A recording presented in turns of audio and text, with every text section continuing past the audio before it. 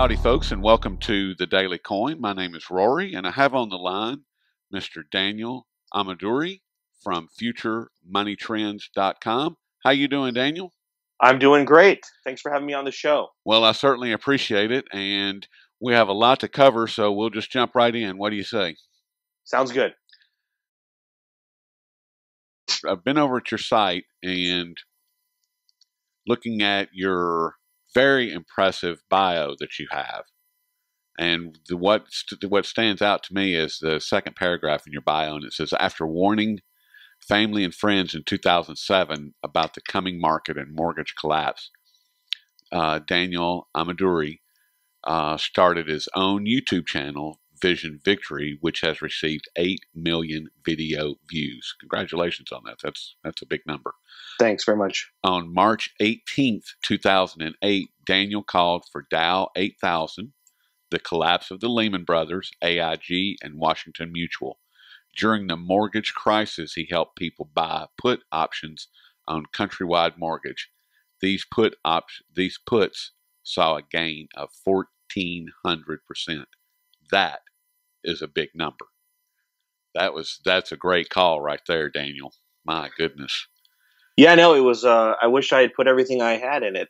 There is a lot going on in our world today, as I know that you are familiar with, because at FutureMoneyTrends.com, you seem to keep your finger on the pulse of a lot of things going on.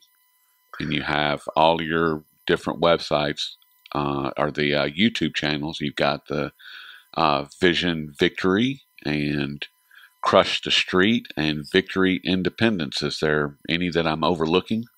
We do have a Future Money Trends one as well, which is just a YouTube Future Money Trends channel. Well, and I have to tell you, Daniel, that this conversation would have never happened had I not been with SGT, or with Sean over at SGT Report, and he really introduced me to you and to your work. And so, hat tip to Sean. Oh, well, thanks. And it's been great, and getting to know people like you is really awesome.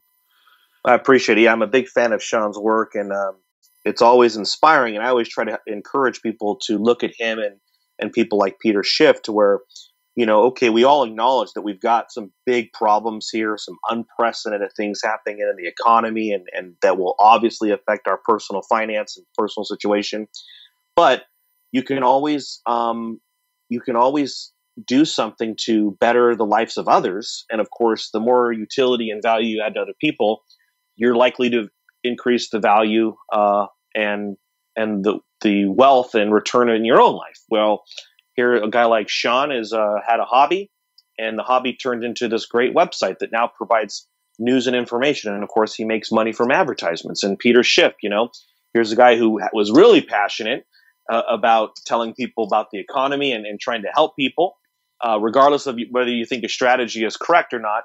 He's definitely passionate, and he's a real believer in what he's doing. And again, here's the guy who's now created a brokerage business, a precious metal business, and I think he's got a mutual fund now, and Yep. some books. I mean, there's nothing wrong with capitalism, and you can thrive even in the scenario and environment we're in right now. I couldn't agree with you more. And, if you look at some of the most wealthiest people in the world, and granted, some of them they didn't earn their wealth. They stole their wealth during some of the worst times in history. But most of the really smart people that weren't committing acts that weren't criminals, who just created their own wealth, did it during some of the worst times in history. Or am I mistaken? No, I mean, probably the biggest gains have been made during those worst times in history. Yeah, because if you look back at the Weimar Republic in that situation, I believe I've read stories where people were buying entire blocks of downtown for an ounce of gold, or something on. So just crazy things like that. Well, yeah, I mean, we can even look at 2009, 2008, when a lot of assets were distressed. I mean, if you look at silver, was it $890, gold in $700 or $800. And other assets like oil, I think oil, gosh, it went all the way down to $28. I think was the low in 2009. So a lot of opportunity for people to buy distressed assets during times of crisis. Yes, and I agree with you wholeheartedly. There's not a thing wrong with capitalism, not one thing. It's how you use it or abuse it is what makes the difference. And I want to ask you something real quick, Daniel. The situation that is in Ukraine has taken a turn for the worse. Mm-hmm. And we just found out that there's a significant troop buildup in Jordan and Iraq. And the situation in Syria, it hasn't improved. While it's not driving the headlines, it is still very much in play. And in your estimation, what is the likelihood of World War III? And if you do not see World War III in our future, what would be the alternative for the banksters to escape the current global economic nightmare? Well, that's quite a question there, and of course, it's speculative for all of us. But I first, speaking as somebody who has a 9-month-old, a 3-year-old, and a 5-year-old, I actually find myself, definitely hoping that we don't have World War III, but almost kind of hoping that, look, if the Fed can just, not implode the whole damn thing into a disaster, I'd almost be in favor of just do what you got to do. Just don't implode the damn thing, because it's going to be catastrophic when the whole system comes unthreaded. And it kind of already is. It's breaking at the seams here. Yes. War, as you know, if anybody's listened to Salente or some of these guys who really looked at the trends and macro picture for the economy, war is certainly an option for an end game, because war is the greatest distraction. And if you want to make the U.S. dollar really strong, you cause global uncertainty in a time when the U.S. dollar is actually, they're devaluing the currency, but of course the dollar is the tallest midget in the room right now. Everybody's devaluing their currency relative to physical asset right now. Gold is not falling against the dollar, and gold is actually starting to rise here a little bit, which gives me I suspect that this could actually be gold crossing in where it's going to start rising, and dollar possibly topped out, which of course maybe this is all laying the groundwork, and the markets are telling us that there is a war on the horizon. And certainly Putin is letting the West know that he is not the guy to be messed with. Yes. And they keep messing with him, of course, though. And in the Middle East, I mean, we've made such a mess of things. It's hard to comment on that, because it's always people always say it's been with us, but if we look at our actions as a government, the U.S. government has been really manipulating the Middle East for some time now, overthrowing democratically elected presidents like the one in Iran, and installing dictators. And there's a reason why these people don't like us. Yes. But anyway, back to your question: what alternative do the bankers have besides war? That is the one thing that makes me believe that it's not always an imminent collapse, as I once absolutely believed it was. It could be postponed or delayed. Because what I started to think about a few years ago, when the 2009, essentially, I thought the world this was it. This was absolutely going to happen. And then they were able to extend it. And then it went into 2011 and 2012 and then 2013. And that's about the time I started to think, okay, well, if they were able to extend this collapse, and now we know that essentially they are only making the situation worse and larger, yes, but what else could they do to extend even this one? I kind of tried to open my mind a little bit to trying to think like a sociopath or somebody who works in the government or the central bank. And there were three things that kind of stood out. You can reform the entitlement system, which is very unlikely. Raising the age of Social Security to kick the can. But then there are some that are more ideal for the central bank and the government, where you could almost reset the system. On the eve of a dollar collapse, you could simply replace the dollar. just like Nixon had a currency crisis and people wanted their gold, Nixon simply came out on the podium and said, no more gold. And of course, you had to deal with a crisis after that, but essentially he replaced the gold-backed dollar with a fiat currency. It is possible for them to come out and replace the fiat currency dollar with a gold-backed dollar, a natural gas-backed dollar, a oil-backed dollar, a multiple currency. You don't ever hear about it anymore, but a Canadian, Mexican dollar. I mean, the dollar is technically backed by nothing, but it's also technically backed by a military and by a lot of first world cities in the U.S. One eye-opening thing for me when it comes to the end game was Harry Dent gave a great presentation a few years ago, and he showed the median income and average income for all these other countries, these emerging markets. And my goodness, India and China and Philippines and Brazil, all these guys are down at, $3,000, $4,000, $5,000 a year. Right. There is such a gap to close. And those economies, by the way, are heavily tied to both commodities and Western consumerism. So it's really hard to close that gap. So anyway, just looking at the big picture, there are some things they could do to kind of reset the system. And again, like I said, reforming entitlements, simply issuing out a new currency. I mean, that's the one biggest thing that I think that is most likely to happen, because it's happened already 4 times in this nation's history. Like an SDR? Doesn't even have to be an SDR. It could just be a new American dollar. Or some type of can't think of what they called it. It used to happen every 7 years. I think it's but like a jubilee. Debt jubilee. Something where there was a debt jubilee in the whole world. I mean, let's be honest. Yes. The whole world is awash in debt, including China, the Europeans. So you got the vast majority of the population, and certainly the big percentage of global GDP. Those countries are awash in debt, so it would. And the biggest one that I stress to people is everybody who's in power right now, as evil as they are, the system works for them. Right. So we have to remember they're going to defend this to the end. It's not going to be, in my opinion, that we're not going to buy silver and gold and then Bernanke, Yellen, and Jamie Dimon and George Soros get screwed.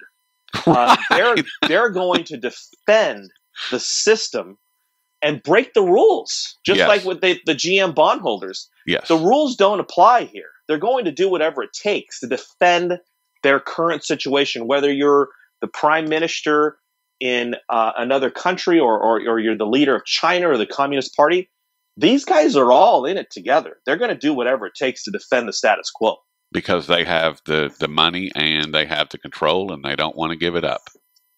Exactly. And speaking of prime ministers, what are your thoughts on what's happening in Greece? I mean, are they actually going to be allowed to leave the European Union or get rid of the euro, or is that even in their best interest? My buddy Dave Kranzler over at Investment Research Dynamics, he thinks that it's not in their best interest, and he thinks that what's going on right now is a lot of posturing between the two, and that Greece wants to actually stay in the euro or in the European Union, and I don't. I think that they want to do whatever's best for their people. And what are your thoughts? Well, initially, getting rid of the drachma and getting the euro was in Greece's interest. And today, I mean, they have a lot of debt and they have a lot of obligations, and they probably don't want to do any austerity. But their alternative of having their own currency, if the people of Greece think that it's bad now, imagine what happens when they don't have a currency that is relatively, I guess, I don't want to say strong, but the euro is certainly a better currency than the alternative. And we're not talking about them going from the euro to another relative currency like the dollar in global transactions. We're talking about them going from the euro to a currency that is going to be like a roller coaster. Yes. Who is going to want to have drachmas? What value will it have coming from a government that can't pay its bills, with unemployment? For some, it depends depending on what age you are. For the youths, into the 30-40% range for young people. Yes. So I don't know if I was living in Greece. I mean, of course, I'm a free market guy, so I'd want them to cut the hell out of government anyway. But I personally think that you're far better off with a euro than a drachma, and that's why the people of Greece have benefited from that. Yes, they have become enslaved debtors to this system, which is a sad situation. On the flip side, they have a currency in their country that has purchasing power, and mainly because of the Germans, because the Germans are the biggest economy in Europe, and they're also the most robust economy. They're hard workers. I don't want to call Greece people lazy, but look, if you look at their entitlement programs and you look at their age of retirement and all these silly things with their mandatory vacations and sick time and work hours and breaks. I mean, it's absurd. It's the total opposite of what's going on with the Germans. So I personally think that Greece, if they get out of the euro, it's probably suicide for them. And I honestly don't think that it means it's going to be the end of the euro. People think that it's going to be the end because it's going to be a domino effect, and then they'll lose Italy and the currency will fall apart. It may just be a consolidation of the stronger European countries. So I don't think there's much downside for the euro losing Greece, but I think Greece has an enormous downside losing the euro. You don't think that the credit default swaps would be triggered, or the CDO? I guess I probably one and the same. The collateralized debt obligations. One thing that we have to keep in mind is that I believe the Greece economy is no bigger than the Dallas-Fort Worth area in the U.S. So we're not talking about a large economy. And also with all these derivatives, it's like an insurance company. They really are insurance products. And a lot of people talk about, if the derivatives blew up. But remember, there's always somebody on the other side of the trade. Right. So of course, yeah. I mean, if every let's put it in simple terms to homeowners insurance, if every house burns down, then yeah, Allstate is going to file bankruptcy. But if 20 houses burn down out of 5,000 houses, Allstate's going to be in business because there's always something going on the other side of the trade. So there's always somebody on the other side of the bet in the derivatives market. So I don't see Greece igniting. Look at it this way. If Lehman Brothers and the U.S. didn't do it in 2008, I don't think this small country that isn't really contributing that much to global GDP is. Okay. And I'm glad you used the housing analogy, because that's where I want to go next, and the housing market. And personally, I get mixed signals about the housing market. I live in Middle Tennessee, and the housing market couldn't be stronger. Seriously. Mm-hmm. I mean, it's a seller's market, and prices go up on a daily basis. But I know that there's, outside of my neighborhood and outside of where I live, things are not all that rosy. And where is the problem in the housing market? And are we going to experience another crash? And once again, I'm just asking for speculation, or maybe in the prices similar to what we saw in the time frame of 2006 to 2009. And how do you see the housing market progressing through the spring and summer at this point? Housing is my first true love. I've been buying real estate since I was 18. I'm still buying real estate actively right now. However, I do believe housing is in an absolute bubble. Maybe not for the mid-south and central states of the U.S., specifically Texas. Although if oil goes any lower and stays lower, that could definitely be a problem for Texas's housing market. But let's take a place like California, which I know well.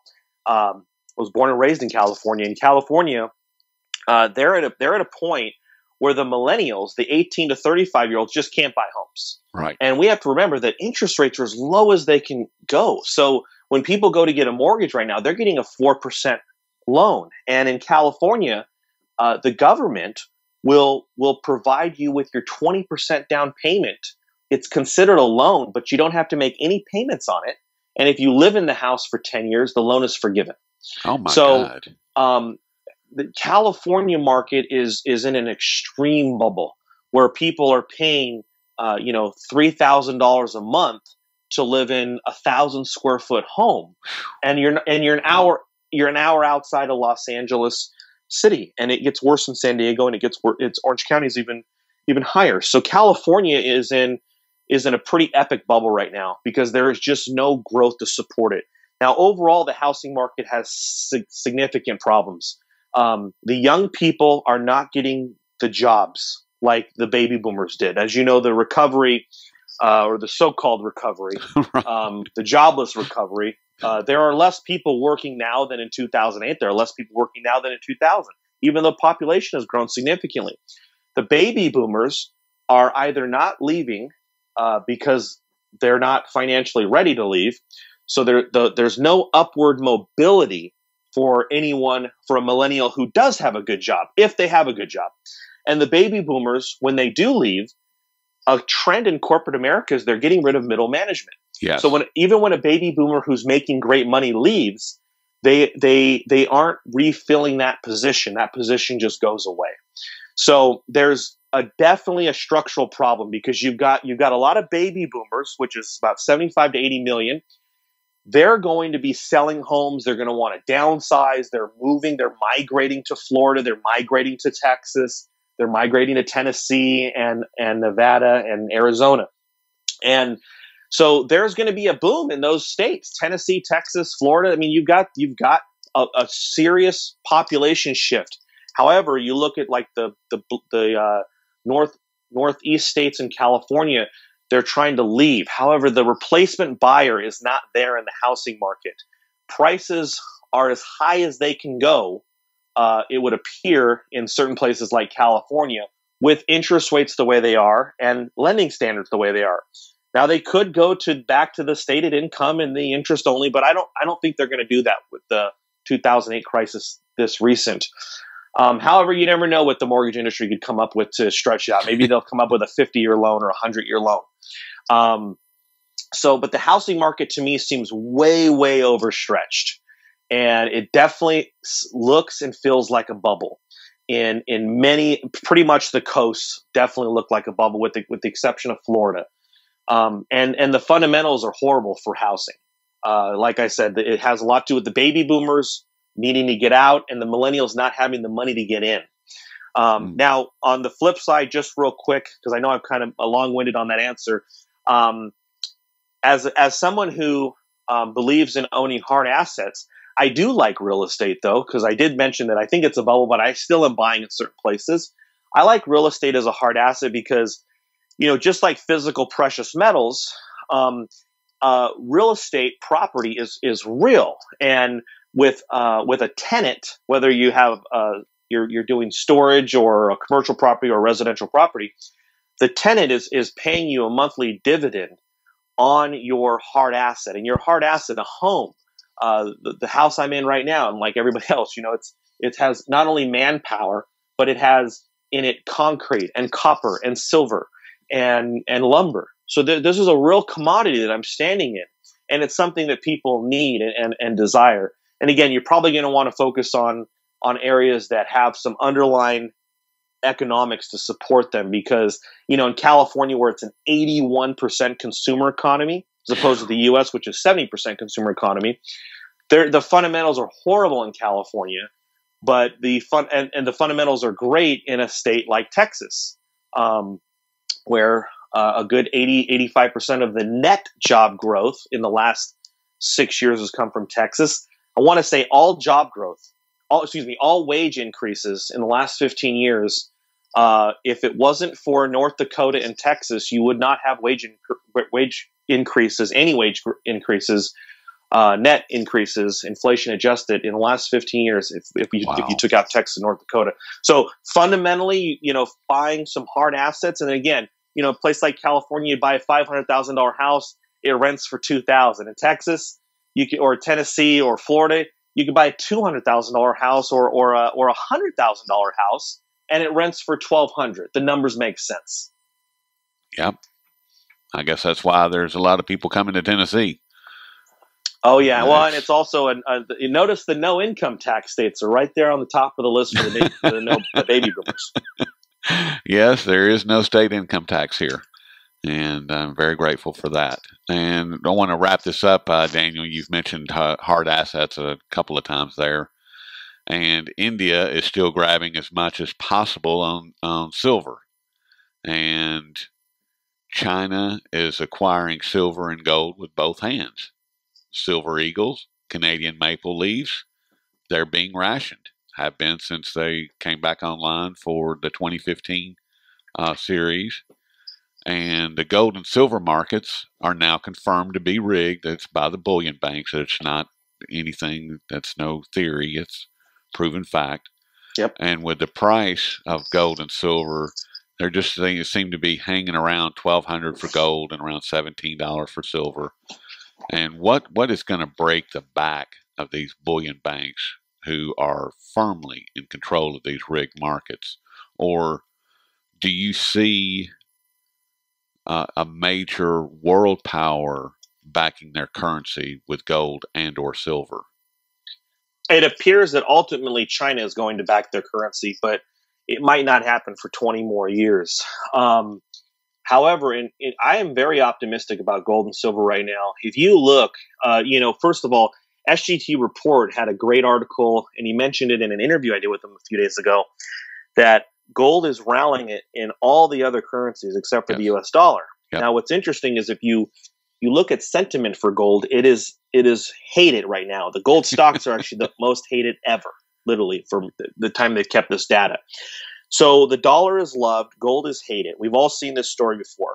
Everybody loved real estate in 2006. Everybody hated stocks in 2009. And you see these reversals. And everybody was really worried about the dollar in 2010, as I was. S&P downgraded, gold rallied big, and then we saw the reversal. Well, it looks like the reversal could be happening right now because we're actually seeing gold from November. It stayed around the 1,200 area, even though the dollar's rallied. Now, if you look at a 40-year chart of gold and the dollar, when the dollar rallies, gold goes down. When gold rallies, the dollar goes down. However, for the last 4 or 5 months here, we've been in a situation where gold is either going up with the dollar or not going down when the dollar goes up. So what I actually suspect, and I'm writing an article about it today, what I suspect is happening is we're not seeing a new trend that's breaking the old trend of the last 40 years. What we very well may be witnessing is the dollar and gold crossing each other and a major pivot point. So it's not that the gold is not going down and the dollar is rising. It's about that gold is likely bottomed here at the 1,200 area because we first hit around 1,200 in summer 2013. I mean, we've gone to 1140, but we've really been lingering around this area. And the dollar, though, man, that thing has rallied 19% since July relative to other currencies. And so we might be at a situation where, especially if you look at a chart of the dollar looks like it's topped. It's toppy. The Dow Jones looks like it's topped. And gold seriously looks like it's bottomed. If anybody looks at the TSX Venture Exchange, my goodness, I've never seen a sexier chart in my life. They should put that thing on the front cover of Sports Illustrated. This thing is at an absolute worst low. If you look at a chart of the TSX Venture, which is home to the gold stocks, of 40 years, this is it. This is where it bottoms. And so I think looking at a chart of where the dollar is loved and the dollar is rallying big, and then gold is hated, and gold is not going down anymore, though, I think it does appear that 2015 may be the year where the dollar tops and gold bottoms. And I don't know how many years that'll reverse and what implications that will have on the bankers and the global economy. Because we all know that, I mean, right now what I'm talking about is maybe a change in the trade.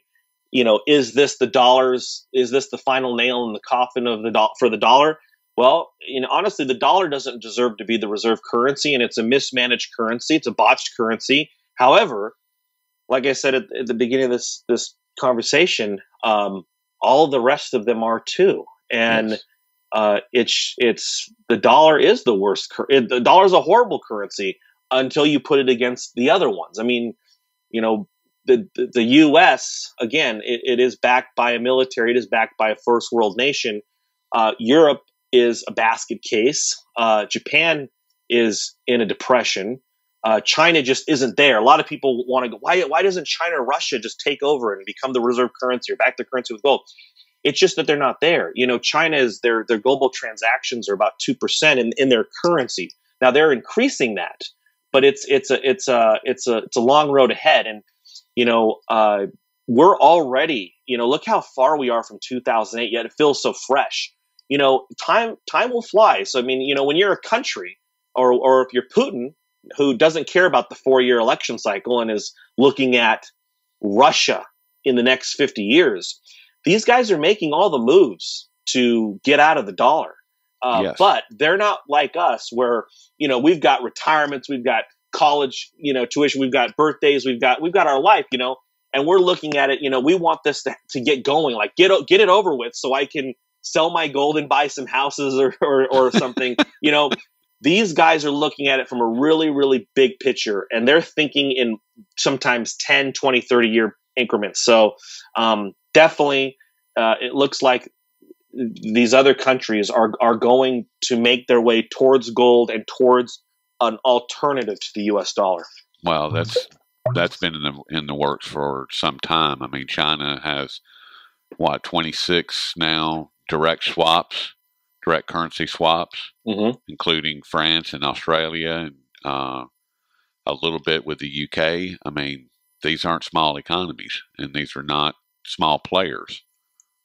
And then you've got on the other side of what China is working on, which is the Shanghai Cooperation Organization, which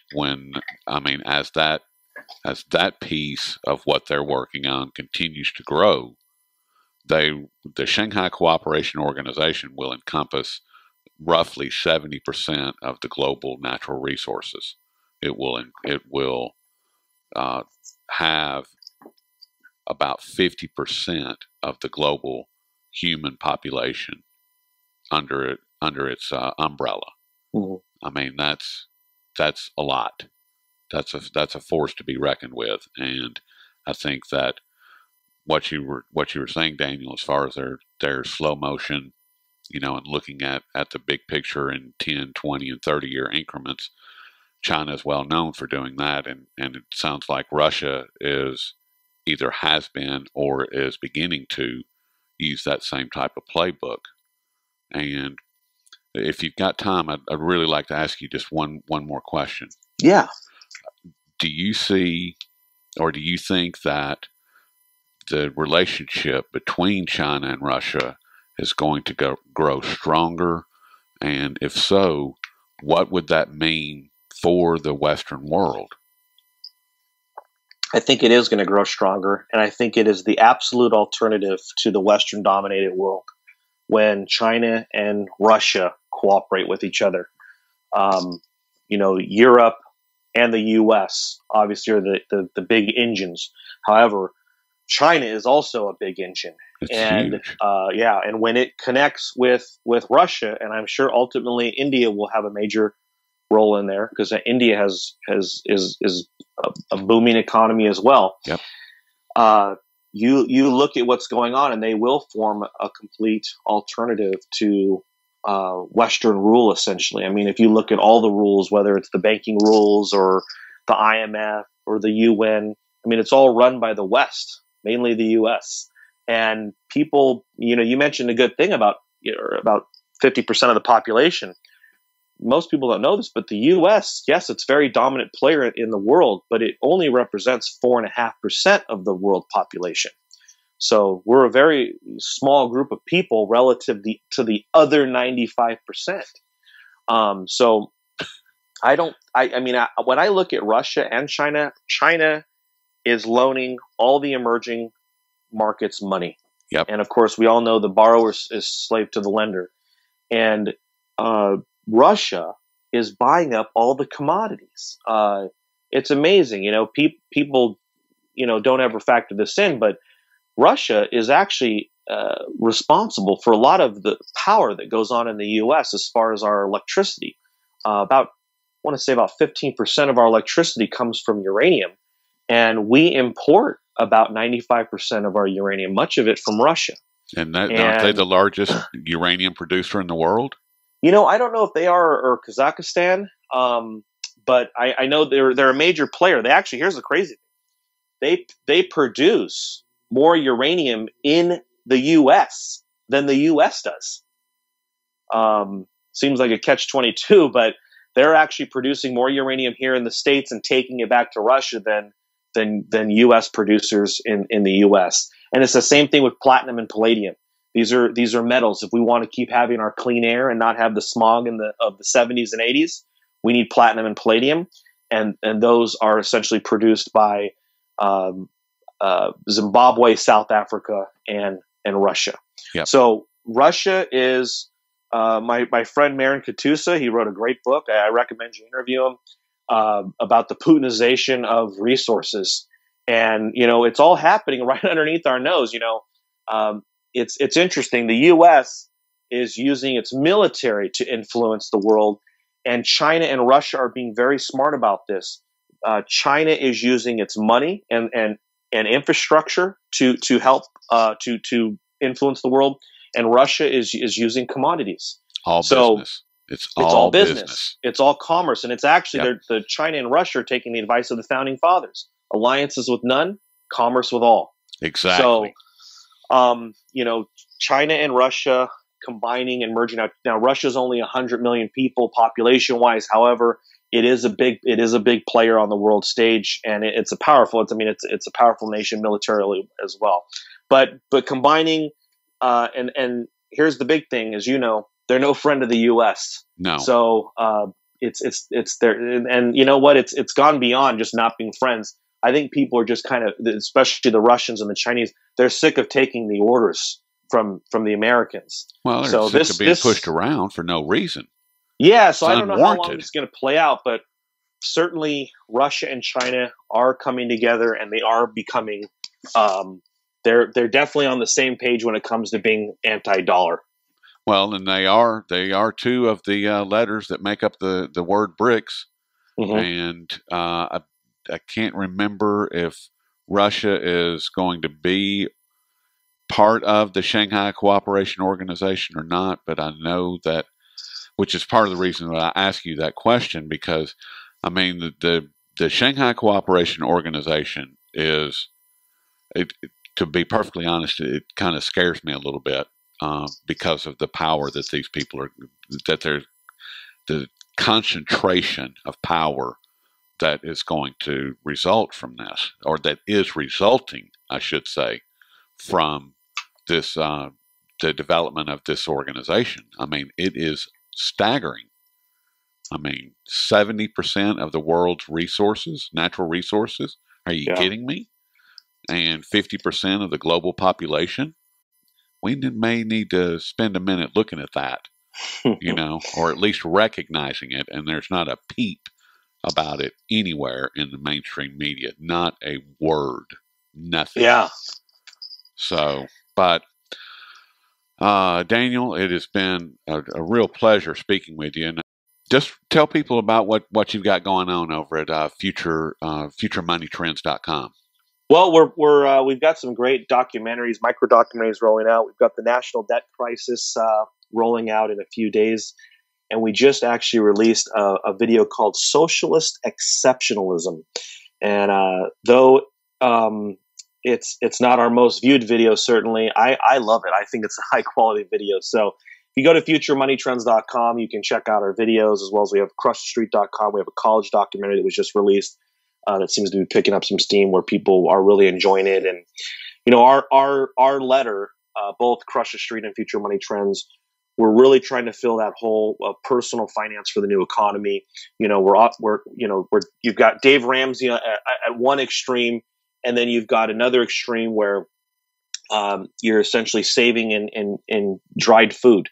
And we want to kind of be the one in the middle where, hey, look, let's all be prudent about the situation we're in, because we're in a real crisis. The world is in a real crisis, and things could change dramatically.